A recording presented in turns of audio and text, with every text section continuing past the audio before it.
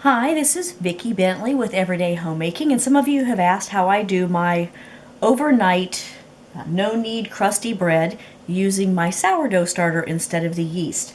So we're going to be using the recipe from the Everyday Cooking Cookbook. I don't know if you can see this here. Everyday Cooking Cook. It's probably backwards. The Everyday Cooking Cookbook. You can find it on the site on page 47. You can also find this on my blog at everydayhomemaking.com. So you don't have to pay for the cookbook to do this, although you'll want to get the cookbook to get all the other good recipes. But so we're just going to start tonight by making a substitution. The recipe calls for 3 cups of unbleached all-purpose flour. I'm going to use part whole grain there. It calls for some salt, some instant yeast, and some warm water. But we're going to go with sourdough tonight, so we're not going to be using the yeast. We're going to substitute. So we're going to start off by putting our flour in our bowl, and I've got here, let me see if I can show you this. I have a combination of King Arthur all-purpose unbleached flour. Actually, I think it's the King Arthur bread flour. And I also have 1/3 of it. My flour is fresh milled kamut. So we're going to put that in our bowl. And I'm new to making these videos, so please feel free to leave me comments on what I can do differently to make this easier for you.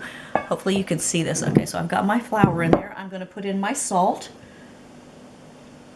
I'm just putting the salt in here as well, and I'm using real salt. And I'm just going to mix that up a little bit here. And I usually use, when I do this, I use this Pampered Chef Mix and Scrape, I think it's called. I'm not sure how well it's going to work with the sourdough starter tonight, so we'll see. Now I have already fed my starter. So I have fed my starter. You can see here, this is where the line is where it started before I fed it. And then I went ahead and fed my sourdough starter, and you can see the information on this on our blog as well. You can see my sourdough saga on there. So this is where it has risen as I fed it earlier today. So since I took out my discard and made pancakes out of it, and you can see can you see the bubbles here? You can see the bubbles. I took out my discard earlier and made pancakes, and then I fed my dough. So I'm just going to stir it up. As I stir it, it's going to sink down.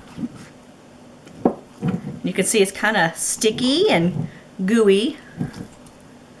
That's where it's developing some gluten there.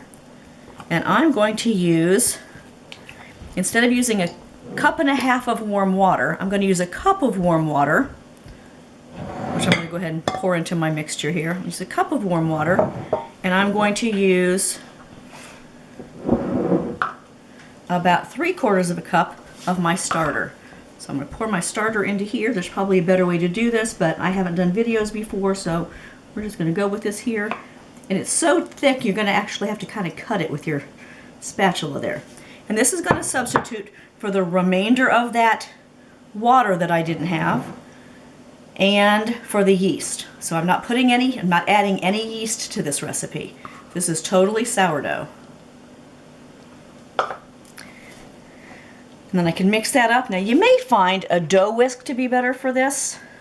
So I'm going to switch over here now that I've made a mess of this.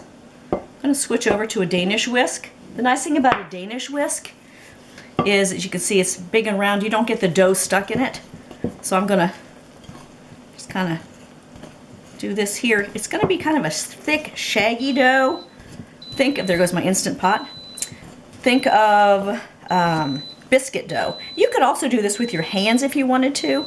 I'm not really good at using with my hands because my hands aren't very strong. I'm going to mix this up here. Get my body up against it so it doesn't slide around too much. I could put a towel over this. But I'm going to stir this up. I'm actually going to add a tiny bit more water to this because that starter was a little thicker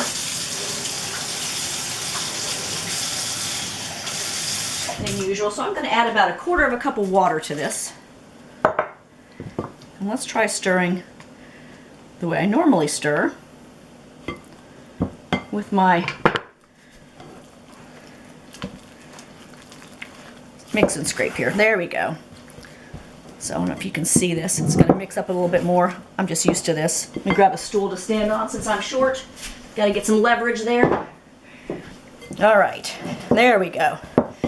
So now as I mix this around, I'm just squishing it down a little bit, trying to incorporate all of that so I don't have any dry bits in the bottom. So I'm scooping around, going around here until I get this all incorporated. I'm going to smush it a little bit. Like I said, some people will do this with their hands. And this is going to give us a soft, shaggy, they call it a soft, shaggy dough. It's like making biscuits. So you can see in here now that I don't have a bunch of dough around the edges. I'm going to scrape every bit I can from around the edges there. Give it another turn to make sure everything's done and there's no dry flour there. Then I'm going to cover it. And I just use the plastic shower cap. You can also get these in various sizes at the dollar store and places like that. We are done for this evening. That's all I needed to do for tonight. This is going to sit overnight. You could do this if you wanted to bake this stuff a little bit earlier. You could probably let it sit for a couple of hours, but you want at least several hours. I'm going to leave mine overnight, and we'll come back in the morning and we'll make our bread.